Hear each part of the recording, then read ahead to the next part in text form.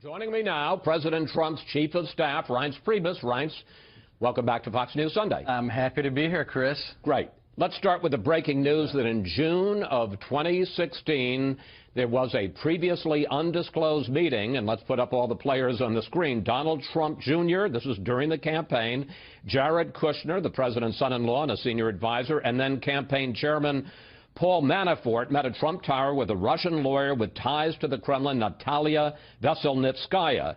Why did they meet, and why are we just learning about it? Well, first of all, Chris, I don't know much about it other than what I've communicated with various members there on the screen.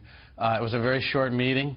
It was a meeting apparently about Russian adoption, and after about 20 minutes, the meeting ended, and that was the end of it. And as far as non-disclosure, look, Jared Kushner put in his disclosure a little prematurely. He's since amended it. All of that is disclosed. And it was a nothing meeting. And now, what's developing from that meeting, if you look at the article that Circa put out, is that the individual that set up the meeting may have been affiliated with Fusion GPS, which is an opposition research firm that is being subpoenaed and talked to by the Senate Judiciary Committee about their role in putting together that phony dossier that people know about in regard to the president. So this is a developing story. I don't know much about it other than it seems to be on the end of the Trump individual. It's a big nothing burger, but may spin out of control for the DNC and the Democrats. Well, let me ask you about two aspects of that. In terms of the DNC, are you suggesting that this was somehow a setup by Democrats to try to link them or compromise them with the Russians? And this was before there was any Russian interference in the election, so why would they have done that? Well, look, why was Fusion GPS involved in putting together this dossier? I don't know, Chris, and I don't think too many people know why or how this meeting came about. However, what I can tell you is from my communication with our team on this subject, there was nothing to it. It was a 20-minute meeting. It ended after everyone was decidedly sitting there saying there's nothing happening here. They moved on. And I think in the end what you're going to find in this story, if you read the Circa column, is I think there's more questions on the Democrat side than anywhere else. And one last question about the meeting. Why would Donald Trump Jr., Jared Kushner, and campaign chairman Paul Manafort all want to meet with a Russian lawyer about Russian adoption? Listen, I have no idea, Chris. You're going to have to talk to them. However, you know, talking about issues of foreign policy, issues related to our place in the world, issues important to the American people like adoption is something that's not unusual. So when you go through a campaign, you're not just talking to one particular group of people about, in this case, adoptions in Russia. You have policy teams talking about our place in Asia, talking about trade in China. You have policy teams that run the gamut. So this was a foreign policy meeting? Apparently so. Okay. I want to clear up, speaking of foreign policy meetings, what really happened in the Putin-Trump summit in Hamburg on Friday. Russian Foreign Minister Lavrov says that after Putin denied meddling in the election, he, Trump, this is his quote, said that he accepts these assertions and that President Trump said, this is Lavrov quoting Trump, certain circles in the U.S. are still exaggerating, although they cannot prove this, the topic of Russia's interference with the U.S. election. Reince, is that true? Did the president say what Lavrov says he said? No, it's not true. The president absolutely did not believe the denial of President Putin. What the president did is he immediately came into the meeting, talked about Russian meddling in the U.S. election, went after that issue at least 2 separate times. This was not just a 5-minute piece of the conversation. This was an extensive portion of the meeting, and after going at it with President Putin more than once, 2 times, maybe even 3 times, the president at that point, after spending a large part of the meeting on the subject, moved on to other topics. So to be clear, like Syria and ISIS and we're going to get to that. He does not accept Putin's denial. He believes the Russians meddled. He's answered this question many times. He said they probably meddled in the election. They did meddle in the election. The one thing that he also says, which drives the media crazy, but it's an absolute fact, is that others have as well. And that's true.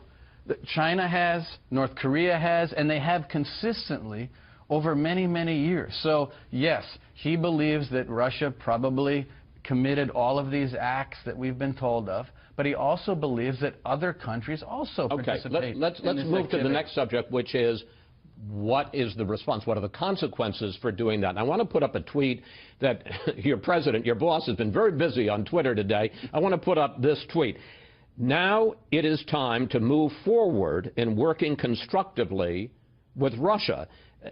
Does that mean that they're off the hook as far as Russian meddling is concerned? No, it doesn't mean they're off the hook, but what it means is that we're not going to forego progress simply because we have a disagreement in regard to this meddling in the United States election. What it means is that we need to move forward with things like a ceasefire in Syria, which is going to save a lot of lives, which we're doing, I think, starting today in southwestern Syria. It means we need to move forward with working together with ISIS. We need to move forward with working together on resolving the conflict in the Ukraine. So how do you you can chew gum, walk and chew gum at the same time, Chris. How do you respond to Democrats like Chuck Schumer who are saying it's disgraceful that the president comes out of this meeting and basically says, oh, we're going to move forward? Right. Well, we could solve world peace and world famine, and I think Senator Schumer would say the same thing. So look, they're programmatic when it comes to trashing the president. When you look at what President Trump did in Europe in recommitting ourselves to our NATO allies, committing ourselves to our partners in Europe, our partners across the world,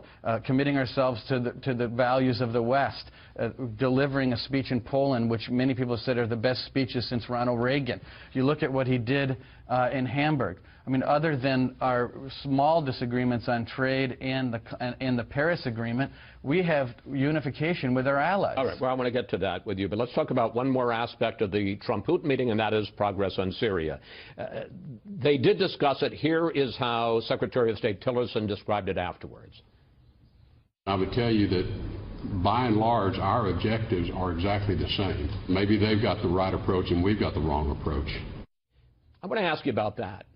Secretary of State says the U.S. and Russia have exactly the same objectives and that maybe they have the right approach and we have the wrong approach.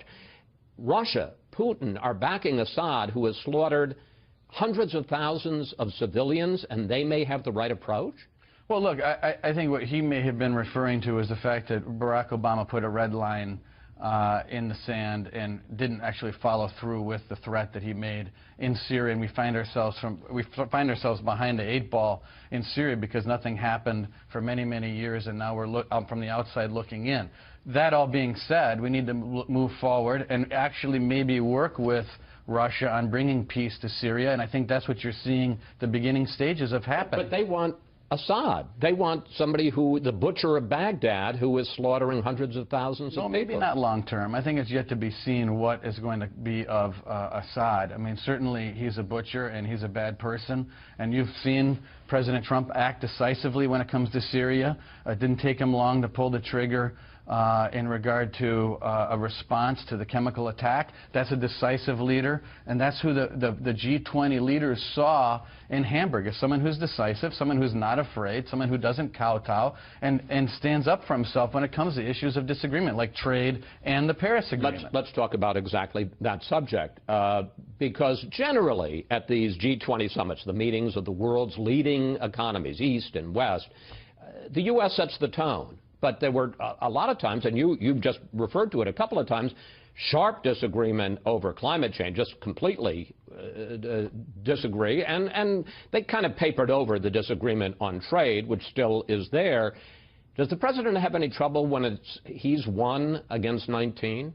No, actually, I think the American people should look at that as a massive positive about this president, that you have a president that doesn't just show up at the G20 and sink into his chair and just suddenly agree with all of these European leaders across the table when it comes to issues that he disagrees on. The president's made it very clear that he doesn't believe the Paris Agreement is fair. Now, you say it's a disagreement. It's really not a disagreement on the environment. It's a disagreement on the Paris Agreement itself and the fact that we don't want to be hamstrung by an agreement that's going to hurt the American worker across the country that the president's pledged to support. We disagree in regard to trade a little bit, and the fact that this president actually believes that trade should be fair, that we shouldn't be taken advantage of. That's something the president's standing up for the American people. That can be seen as a positive, Chris. Let me ask you a specific question on trade, because the president may decide in the next few days whether or not to impose impose tough restrictions on steel imports coming into this country. Talk about a possible 25% tariff. The head of the European Commission says we are prepared to take up arms if need be. His reaction to the fact that the president may do this. Is President Trump ready for an international trade war? Well, okay, first of all, the president does what he says he's going to do. He's been talking about steel, aluminum, cars for 30 years, practically my entire life. He believes in the things that he believes in. There's also a national security piece to this, and American people need to understand. If a country loses its ability to produce steel, it loses something in regard to national security. A country cannot find itself importing steel from China, subjected to dumping of steel from other countries, and decreasing I don't mean to interrupt, but this is an important issue, not just for trade, not just for the American worker, but for national security. But you're making the argument that, yes, he's going to impose tough restrictions on steel imports. My guess is that he will, because he promised that he would. But then the Europeans are going to impose tough restrictions. Of course, because, well, maybe they will, maybe they won't. But well, they say they will. Advantage of the United States. Many of these countries have been taking advantage of the United States. And part of the reason why President Trump is in the White House is because he told the American people that the time is over for the rest of the world to take advantage of the United States. Now, that'll be what happens when they impose tough restrictions on our exports to them? And then Americans lose jobs. Other than maybe a few countries, you can't find a trade surplus going the opposite direction from the United States. That all being said, let me just, because we might be running out of time, I want to make it very clear. We are running This was out of a time. positive meeting. The president set the stage in Europe. The leaders of the G20 came to the president. He was a star in Hamburg, and no one can take that away. And the fact of the matter is, I think he's placing America first, but with that, strategically aligning our allies and making sure that our objectives across the world and the objectives of Western civilization are being met. One last question. I got about a minute left. We're over time. Senate coming back this week, going to take up health care. Mitch McConnell is acknowledging that you may not pass repeal and replace. You may have to work with the Democrats to prop up Obamacare. More Republican senators coming out against it. How much trouble is repeal and replace in? I don't think it's in half as much trouble as the media wants it to be in, just like it wasn't the case when we went through the House bill the second time around. Everyone said that it was over, and then a few days later it passed. I think that's what you're seeing right now. I think you're seeing members of the Senate putting their wish list together. You have a leader in Mitch McConnell that can get it done. If anyone can get it done, Mitch McConnell, President Trump, working together with the Senate. Yes or no? Will they pass? Yes. Yes. Yes. They will get a repeal and replace bill done. I believe that. Before the August recess. Maybe before, maybe a little bit into it, but I know that this president expects them to get this thing done. Whether it be before August recess or during August recess, the president expects the Senate to fulfill the promises it made to the American people. Reince, thank you. Thanks for your time. Always good to talk with you. Thank you, Chris.